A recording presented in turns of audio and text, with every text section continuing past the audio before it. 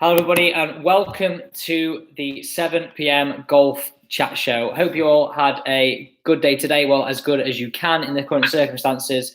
Today, we're having a mix-up on what the kind of normal running order is. I know we're only day 2 into this, but we also promised about doing some live swing analysis. I've gone one better for you. Well, more than one better. We have a European Tour player, 4 times winner, David Horsey, on the show with us. Now, a lot of you on social media, on Instagram and on Twitter, have been asking me questions to ask him, and we're going to answer as many of them as we can throughout the show. But also, if you are watching live, please do comment down below, and please do add some more questions in. I will try and answer, or Dave will try and answer as many as he can. So, Dave, welcome to the show. Thanks, Alex. Great to be on. No, thank you very much for coming on. We're doing all social distancing through the phone. Obviously, it'd be better if we could have you here in person. Yeah, it's a bit of a strange time at the moment, but everybody seems to be getting by. It's a good job we've got good internet. And, you know, I think all this sort of video conferencing and FaceTime type stuff is sort of really helping people out. Exactly. So we have number 1 rule on here. We've just broken it already. We've mentioned the C word. We're not allowed to mention it. So from now on, no mention of it. So the first question, which is one I really like because it's a one that I hear a lot of potentially young players that have ideas about turning pro in the future. What handicap did you turn pro off? And also, what age were you as well? Well, I turned pro when I was 22, I think. I was playing at +5. Playing the Walker Cup. That was my last amateur event, and funnily enough, I got to +5.5. So the week after the Walker Cup, we obviously, unfortunately, lost it in 2007 to a team that contained Dustin Johnson, Ricky Fowler, Kyle Stanley. So it was a hell of a team. Although we did have Rory and Danny Willett, but so that was a great experience. But yeah, back to your question, +5.5. Going into the Walker Cup, and the plan was to turn pro straight away after. Mm-hmm. And I decided to go and try and play in the medal at Style, my home club, to try and get to +6. And I managed to shoot 67 and go up 0.1. So still a really good score. Crazy, yeah. So yeah, +5 is the answer to the question, but very, very close to +6.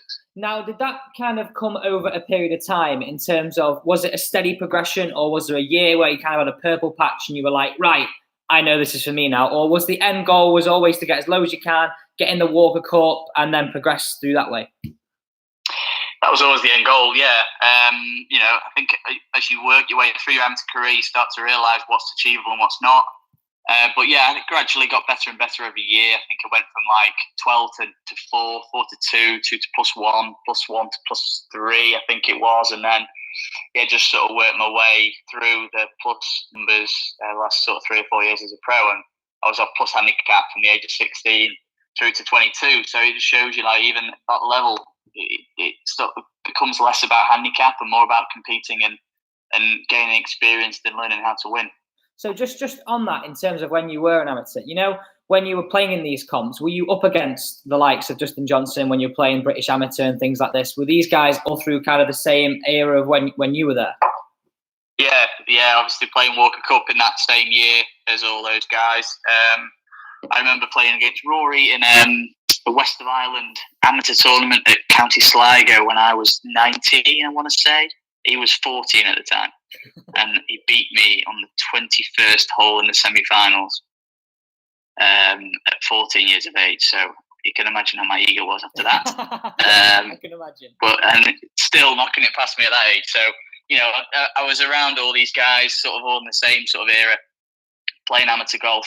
And yeah, you don't really see that much of the Americans coming over to play in the European events as an amateur. You obviously get US amateur, British amateur, but other than that, you get a few come over to play in the Trophy and some of the majors, but you don't see them very often.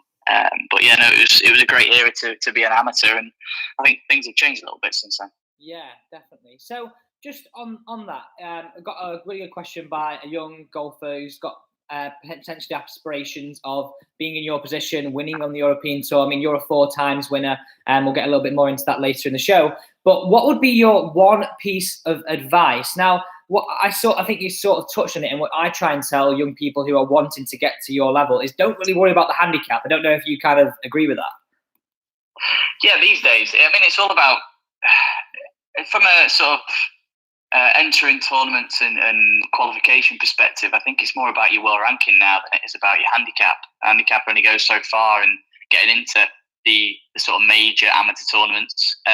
So once you get to plus figures, I mean, really, if you're playing well and you're competing in these tournaments, then you're going to be +4, +5 anyway.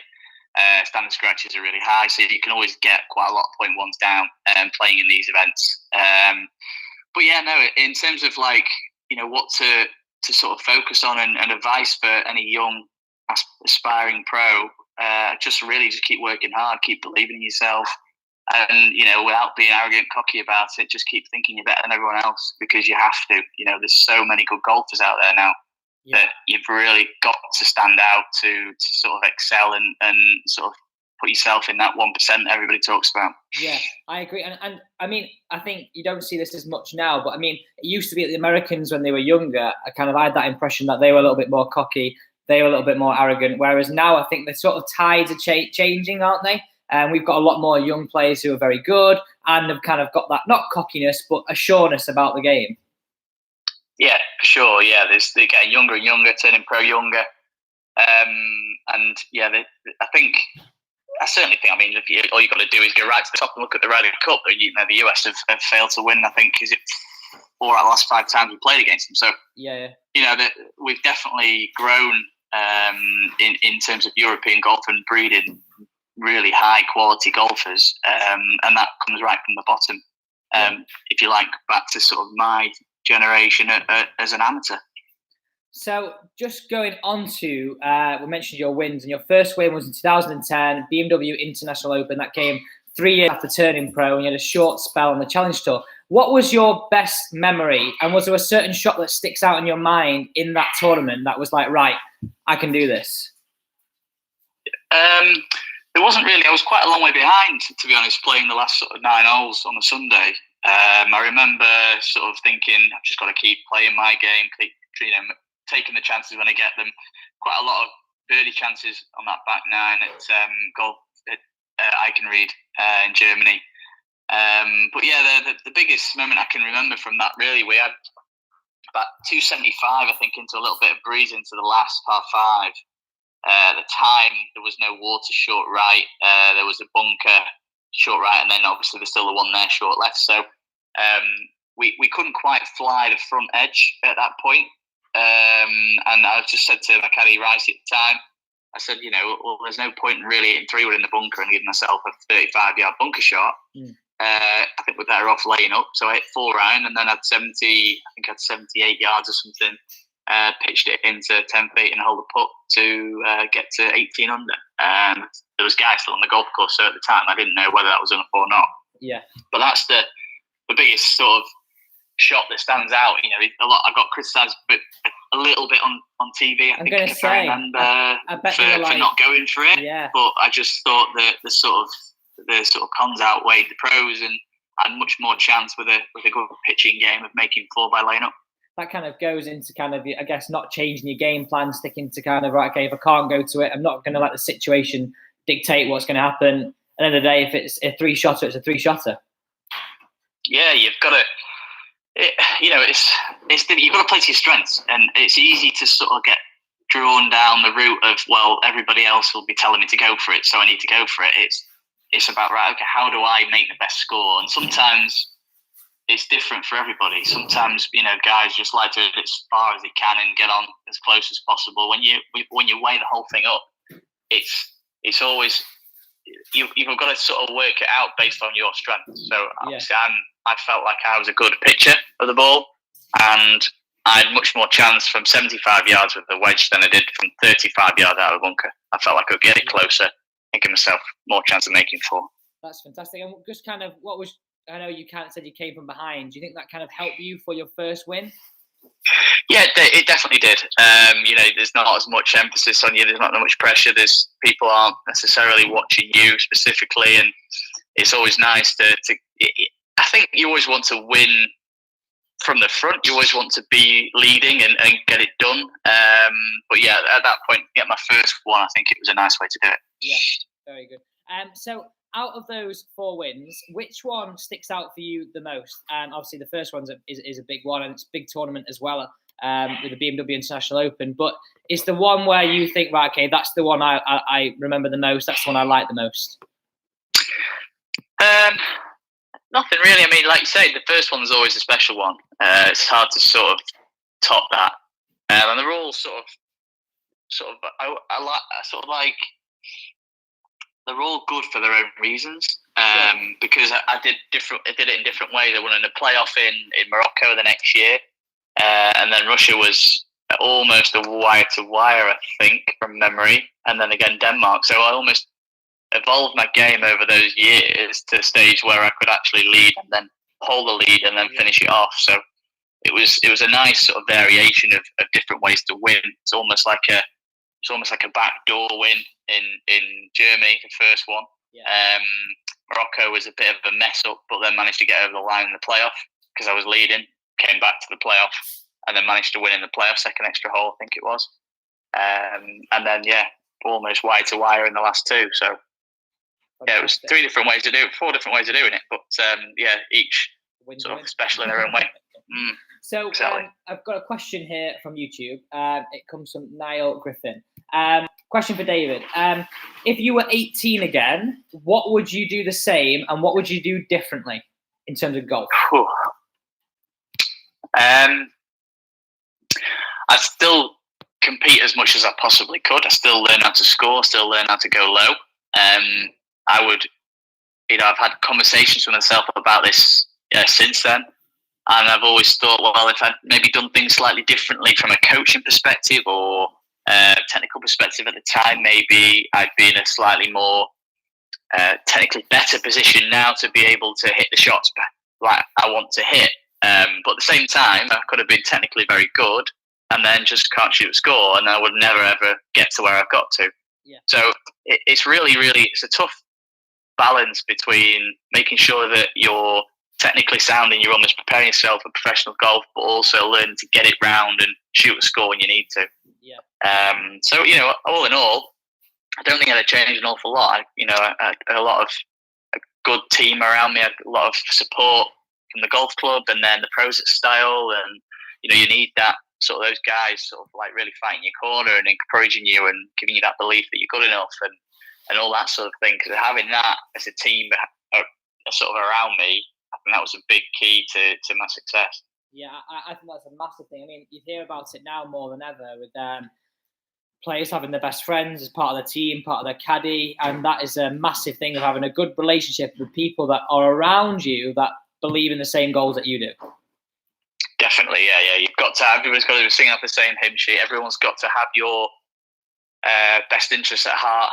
And I certainly found that in the people that I surrounded myself with at the time. So surrounding yourself with those good people, the right people. If you're questioning whether they're the right people, then change. Even if the grass isn't green, you can always go back. But always trust your gut and never almost feel like you're staying with someone because of the friendship or the stuff that maybe they've done for you in the past. It's got to be a little bit selfish. And I know that's not potentially the right way of going about society, if you like, these days, but in sport there's not many guys out there who are thinking about others. They're all worried about themselves and making sure that they do the best they can to achieve what they're trying to do. Yeah, I totally agree with that. And you touched on it earlier about not being cocky but being confident in what you do and knowing yourself and knowing your game and knowing your team. So another question from YouTube.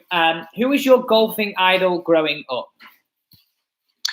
Oh, Tiger Woods, I suppose. When I first started playing golf, 1999-ish, 98, I think, end of 98, Tiger had obviously just come on the scene. So it's difficult to sort of pick anyone else out other than him. He was inspiration to golf. He changed the whole way everybody went about things, Back in the sort of the 80s and 90s, it was sort of one practice round, play golf, no warm up, just go out and then 3 pints, go to bed, do it again. Whereas Tiger came along and almost, hit it miles further than everybody else, and then started bringing physicalities into golf a lot more, and everybody took it a lot more seriously. And obviously, as a result, it's grown as a sport. Sponsors have become much more generous, if you like, and the prize funds have grown and the stature's grown. It's you've had to become a lot more professional about the way you go about things. In terms of that, have you noticed a difference when you first went out on tour to how people prepare for a tournament to what it is like now? Has there been a change? Potentially there's probably more technology in terms of TrackMan, flight scope. Have you noticed that change happen over a period of time?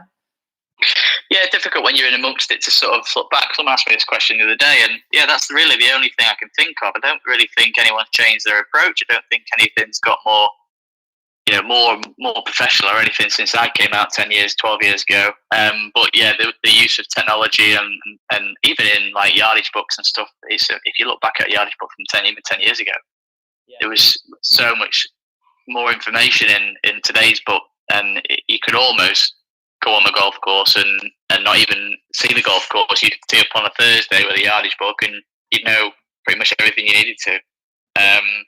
So that's been the biggest thing, the help with technology. And obviously the guys are using green books these days, which I don't necessarily agree with, but they're there, so you've got to use whatever you can to help you. But yeah, it's just really, you touched on it, you said it yourself there, technology's been the biggest change. Yeah, and what just I know you brought up the green books, you don't quite agree with them. What do you think, they're good for the game or not? I don't think they slow things down like people say. I think they're good for use in moderation. I don't agree with the concept, if I'm quite honest with you, but they're there, and I use one because I think that any bit of information that you can gain on someone else, as long as you use it in the right way. Some people look at it and think, well, it's just like a whole load of algebra and they don't understand it. But I'm quite a sort of thoughtful and numerical type person, if you like. And stuff like that really helps me sort of compute exactly what I've got to face. But I don't use it. I don't overuse it. I don't read a green with it, so to speak. I look at it walking up to the ball. And then once I get on the green, I've got a good idea where it breaks, and then you use your feel and your eyes from there. So you almost get it to give you an overall opinion of what the science and the facts tell you, and then you let your feel, you let your kind of visuals take over from there. Exactly. It's a nice way, because I think a lot of players are probably completely opposite of that. And it's difficult to say what's right and what's wrong. You've got to do what's right for you. Definitely, yeah. And that's the important thing with everything that you do, is you've got to find your way. You've got to find what works for you, and you've got to stick by it and believe in it, and not get sort of led down a garden path of what everybody else is doing and sort of go with the majority. It's about what works for you, and I still probably don't know, to be quite honest with you. You still, you're always trying to sort of tinker with things. It's always trying to tinker with things and try and find better ways of doing things, but you've got to stick with what works. Because somebody asked me a question the other day, right? They came up to me and went, right, Alex, teach me a swing. Teach me, say, for example, teach me to swing it like Rory McIlroy. I'm like, you need to find your swing, because there's no point if you're not the same stature, you're not the same build. I think a lot of people are led down a model of where you've got to swing it a certain way rather than trying to find their motion, which is what you said. I mean, you're still trying to find it. We're all still trying to find it. But I think if you kind of accept that you're trying to swing it your way, I think it helps you massively in terms of progression. Yeah, definitely. You've got to accept, I think we all want what we haven't got. So if you've got it a fade, you want it to draw. If you're at it high, you want it to low. And it's sort of like, why? Why do you need to do that? You don't need to do that. Like, there's stories over the years, I won't name any names, but there's guys who've chased after a certain shape for certain courses, and, it sort of backfired, and they sort of lost 18 months of their career by doing that. But yeah, ultimately golf is about matchups, and I don't want to go into the technical side of it too much. It's not my expertise, for one. But you've got to, if you can do it repeatedly and consistently, then you can play golf. If you know where the club's going to be at impact, and you know where the ball's going to go, you can play golf, and that's really, in essentially, all you need. Yeah, I totally agree. We're going to take another question from YouTube now, guys. If you are watching this, we have European Tour professional 4 times winner David Horsey on here. So please do put your questions down below. We'll try and go through as many as we can. We've got a load to go through on Instagram as well, and we're going to do as many as we can. So I'm going to take one more from YouTube. What is your favourite club in the bag? And I'm going to extend this to of all time. Oh, so specific. Yes. A model. Oh. Well, my putter, I would say, it's always been the strongest part of my game. So it's naturally going to be my favourite club. And ever since Odyssey, it very kindly made me a very close copy of what I was using before when I signed with Callaway in 2012. So that putter I used for about 5 years, I think, before something came along in terms of new models and whatever, that I sort of had to switch into in fairness, a better face. So I wouldn't say I've really got a specific one that I always go back to. Some people, you see guys try putters and then they always go back to the one they used to use. I mean, I like the traditional looking head. So from a head perspective, I've always used something that's very like Newport, very I don't know if the guys remember the S Cali, but it's always been that traditional looking head. Yeah. And I've always just adapted the face that's the insert inside it to try and get the ball rolling better and use technology to my advantage, but always kept the same look. So that would have to be my favourite club. I like that. I mean, I'm going to be completely opposite of you. I have swapped and changed between mallet and blade more times. Maybe you should stick with one. Maybe not blame the putter, eh, Alex? I'll try not to. It's not my fault, is it? Okay, so a next question that we got from Instagram was, how do you maintain your game during a season? Because what I think, and especially the TV does, is they always talk about players trying to trend upwards, especially, hopefully, this time you usually have the Masters on, people trying to trend up towards majors. Is that something you try and do in your game? Do you try and trend for certain tournaments? Or do you say, right, at the start of the season, I'm going to play here, here, here, and here? Yeah, you've always...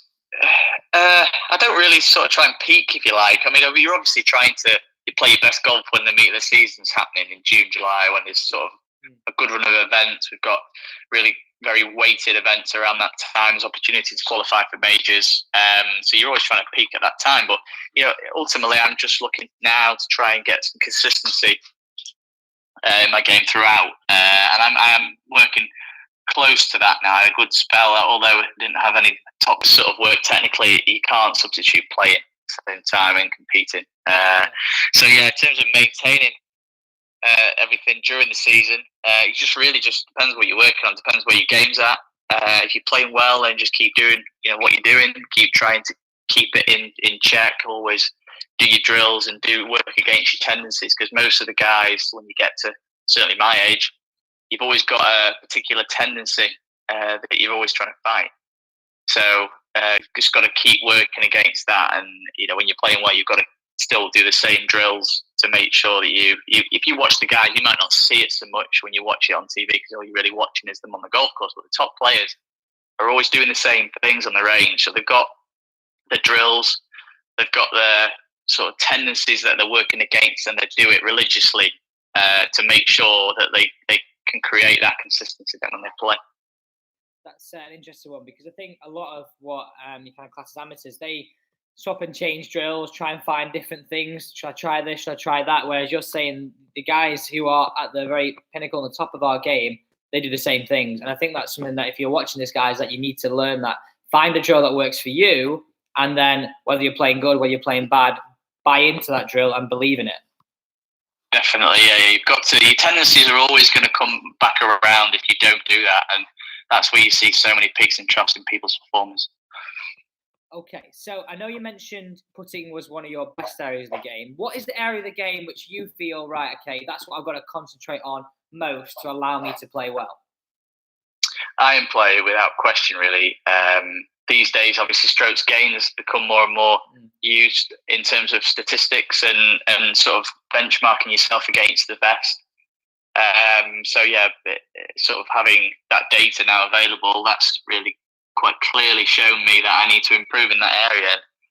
Yeah, it's some of it's technical, some of it's just sort of doing a bit more performance type stuff. When I'm practicing, it's easy to stand there with a stick down on the range and just beat balls.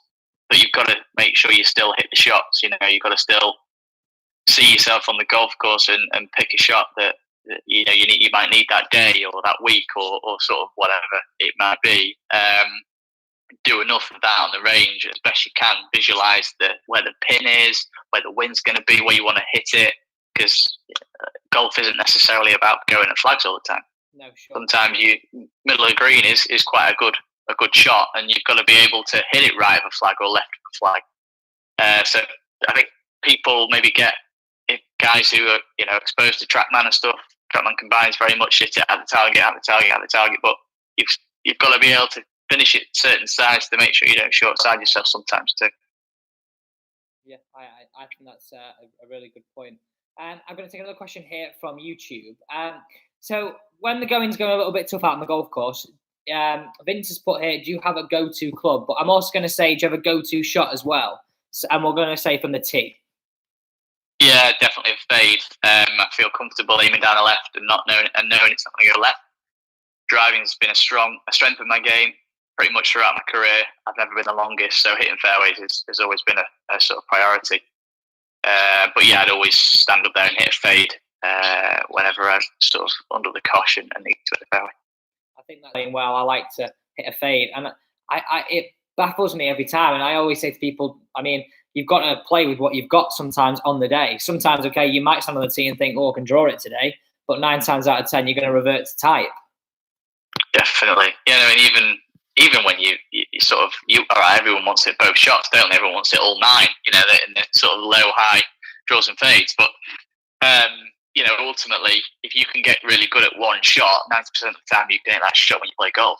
There might be the odd occasion when you really need to turn it right to left or you need to hit it low, whatever. But ultimately, 90% of the time, you can hit one shot and play very good golf. Okay. So, yeah. 2 questions left for you. 2 questions left. Go on. I'm going to go with this one first. Best and worst golfing moments? Best would have to be obviously winning in 2010, first maiden win on the European Tour. That was definitely going to be a highlight of my career. Worst golfing moments? Try not to remember too many of the worst ones. I know. Viewers want to know.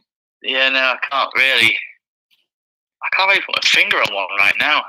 And that is not. I'm not just saying that either. I can't think of any time, that I've had a worse time on the golf course. I mean, there's spells in your career where you sort of go through a patch where you feel like there's no way up.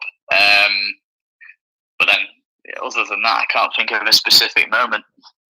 Okay, so the last question I've got for you, and this is the one that I think is a really good one, and it's just come from YouTube.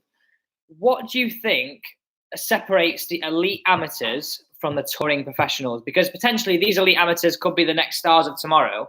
But very often, and I sort of saw this when I was caddying a little bit on the Challenge Tour, some of these what do you kind of think separates the elite amateurs from the touring professionals?